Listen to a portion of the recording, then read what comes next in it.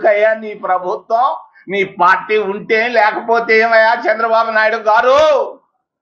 ఏం చేశావు ఉక్కు ఫ్యాక్టరీని గురించి? సంవత్సరం దాటిపోయిందే, మాటలు చెప్పడం ఎందుకయ్యా? వెంటనే ఉక్కు ఫ్యాక్టరీని మరి క్యాబినెట్ లో పెట్టించి ఒక్క నెల లోపల విత్డ్రా చేస్తున్నట్టుగా తీసుకురావాలని చంద్రబాబు నాయుడిని నేను విశాఖ నుంచి మాట్లాడుతున్నాను సూటిగా. వెంటనే ఒక్క నెల లోపల ఉత్త మాటలు చెప్పాకు. 11,000 కోట్లు ఇస్తారు. ఏ ఉడకాయ ఇచ్చేది ఏందా? నీ 1,000 కోట్లు ఎందుకయా? వాళ్ళకు ఒక్క మాట చెప్తే వాళ్ళు హాయిగా భోంచేస్తారు కదా.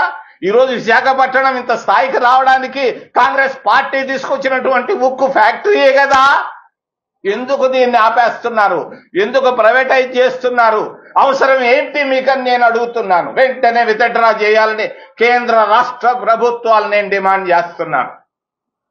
మూడో అంశం అమరావతి. 26 జిల్లాలు ఉన్నాయి. 26 జిల్లాల్లో దాదాపు 20 జిల్లాలకు అంత మనసులో సంతోషంగా లేదు. కర్నూలు నుంచి ఒంగోలు దాకా ఒక్కరు సంతోషంగా లేరు అమరావతి పైన. ఇది వాస్తవం. ఉత్తరాంధ్రలో కూడా ఎవరు సంతోషంగా లేరు. అసలు కారణం, అసలు సంగతి చెప్తాను. శివరామకృష్ణయ్య అనే ఆయన్ని కేంద్ర ప్రభుత్వం వేసింది కమిటీని. ఆయన ఏం సలహా ఇచ్చాడు? ఒంగోలు దగ్గర దొనకొండలో 1,00,000 ప్రభుత్వ భూములు ఉన్నాయి, అక్కడైతే బాగుంటుందని ఆయన కమిటీ ఇచ్చాడు కదా. దొనకొండలో ఈయనకి పనులు జరగవనుకున్నాడు. దాన్ని తీసుకొని వెళ్ళి ఆయన బంధు ప్రీతి ఎక్కువ చంద్రబాబు నాయుడికి. మీ అందరికీ తెలియదు, నాకు బాగా తెలుసు. ఆయన 50 సంవత్సరాలుగా మీ ఇద్దరం యూత్ కాంగ్రెస్ లో పనిచేసాం. 50 సంవత్సరాల నాడు తిరుపతి దగ్గర. మరి ఆయనకు బంధు ప్రీతి ఎక్కువ. ఎక్కడ బంధువులుంటే అక్కడ పనిచేస్తుంటాడు ఆయన. మరి అమరావతిలో అంటే గుంటూరులో ఆయనకు బంధువులు ఎక్కువ.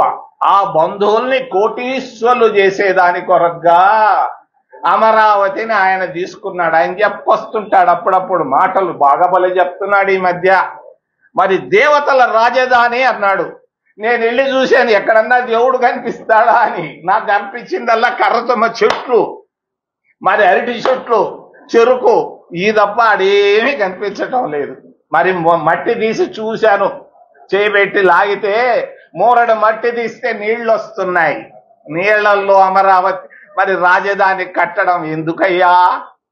బివి రాఘవులు, కామ్రేడ్ రాఘవులు గారు చెప్పారు, అయ్యా రాజధాని కట్టేదానికి 1000 ఎకరాలు చాలంటే 30,000 ఎకరాలు తీసుకున్నాడు.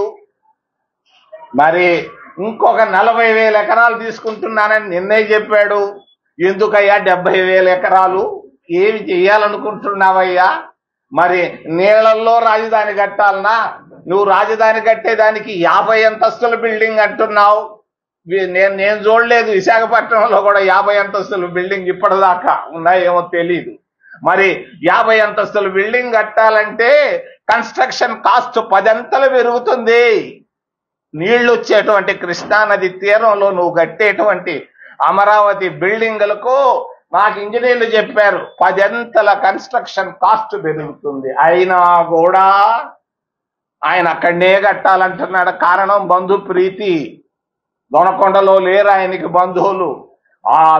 ఆ బంధు ప్రీతి వల్ల మరి అంతేకాదు, ఆయన తెలిసిన బంధువులు మిత్రులంతా భూములు కొనేసి ఉన్నారు. ముందుగానే రాజధాని వస్తుందని 100-200 ఎకరాలు బినామీ పేర్లతో కొనుక్కొని ఉన్నారు.